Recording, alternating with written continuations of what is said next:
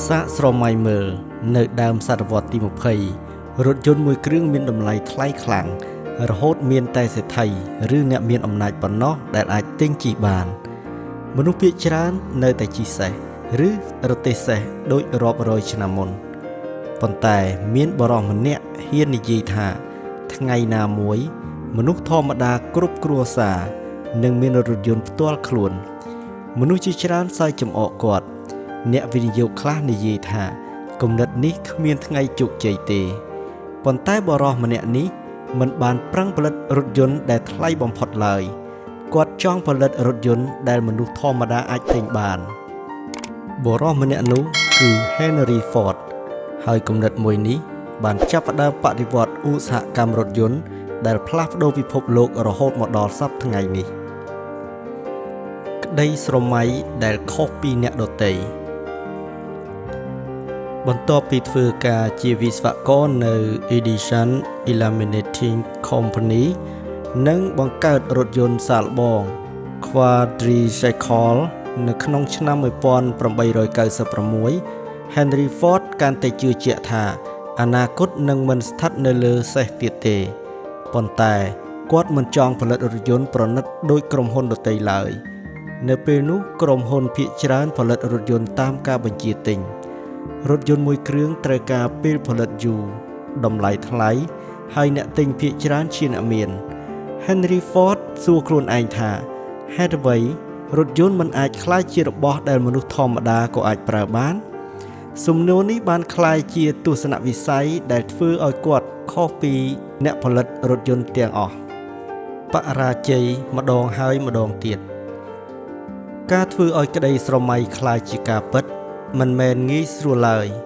ឆ្នាំ1899គាត់បានបង្កើត Detroit Automobile Company គាត់សង្ឃឹមថានឹងអាចផលិតរថយន្តតម្លៃសមរម្យប៉ុន្តែរថយន្តតម្លៃថ្លៃគុណភាពមិនទាន់ល្អការផលិតយឺតទីបំផុតក្រុមហ៊ុនត្រូវបិទទ្វារមនុស្សជាច្រើនគិតថា Henry Ford បានបរាជ័យហើយប៉ុន្តែគាត់មិនឈប់ឡើយឆ្នាំ1901គាត់ចូលរួមបង្កើតក្រុមហ៊ុនថ្មីទោះជាយ៉ាងណាគាត់មានការខ្វែងគំនិតជាមួយអ្នកវិនិយោគព្រោះពួកគេចង់ផលិតរថយន្តថ្លៃៗខណៈ Henry Ford នៅតែចង់ផលិតរថយន្តសម្រាប់មនុស្សធម្មតាចុងក្រោយគាត់បានដើរចេញម្ដងទៀតសម្រាប់មនុស្សធម្មតាបរាជ័យ2ដងប្រហែលជាគ្រប់គ្រាន់ដើម្បីបោះបង់ប៉ុន្តែសម្រាប់ Henry Ford បរាជ័យគ្រាន់តែជាមេរៀនដើមកំណើត Ford Motor Company ឆ្នាំ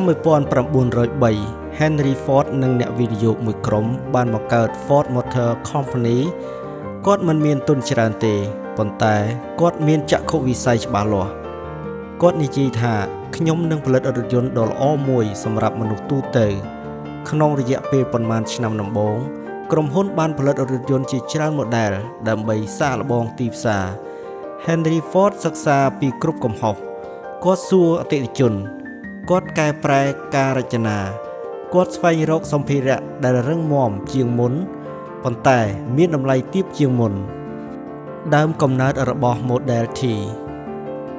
នៅថ្ងៃទី1ខែតុលាឆ្នាំ1908 Model T បានបង្ហាញខ្លួនជាផ្លូវការ Henry Ford មិនបានបង្កើតរថយន្តប្រណិតបំផុតនោះទេគាត់បង្កើតរថយន្តដែលសមនឹងជីវិតមនុស្សធម្មតា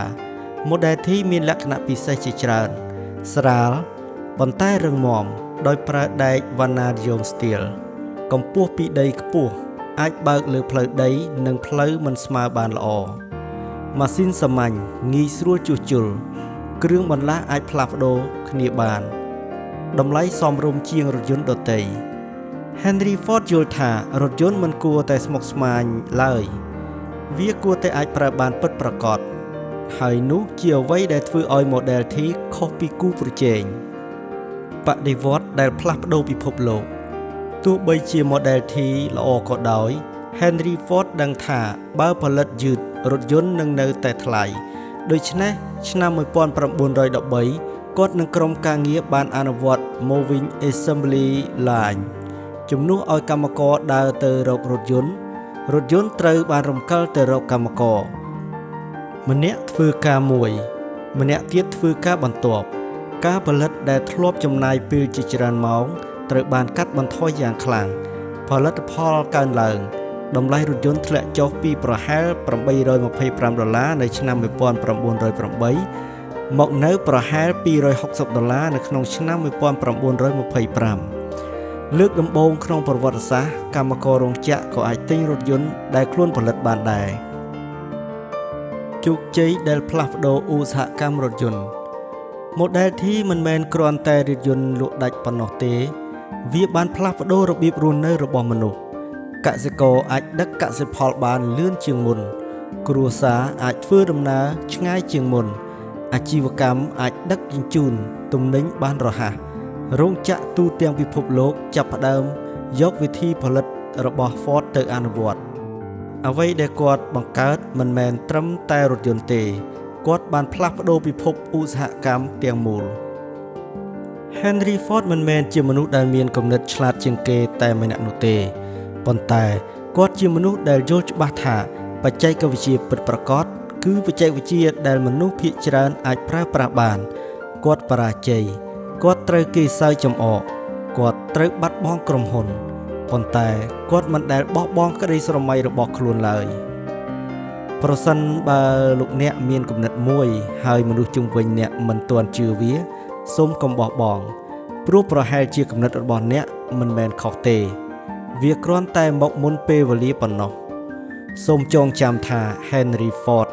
មិនបានផ្លាស់ប្ដូរពិភពលោកដោយការធ្វើអ្វីដែលអ្នកដទៃកំពុងធ្វើទេគាត់បានផ្លាស់ប្ដូរវាដោយការហ៊ានគិតខុសពីអ្នកដទៃបើអ្នកចូលចិត្តរឿងរ៉ាវបែបនេះសូមចុច Like Subscribe និងបើកកណ្ដឹងដើម្បីតាមដានវគ្គបន្ទាប់ដែលនឹងបង្ហាញពីអាថ៌កំបាំងនៃ Assembly និងប្រាក់ខែ$5ក្នុងមួយថ្ងៃដែលបានធ្វើឲ្យពិភពអាជីវកម្មភ្ញាក់ផ្អើលសូមទស្សនាវីដេអូបន្ទាប់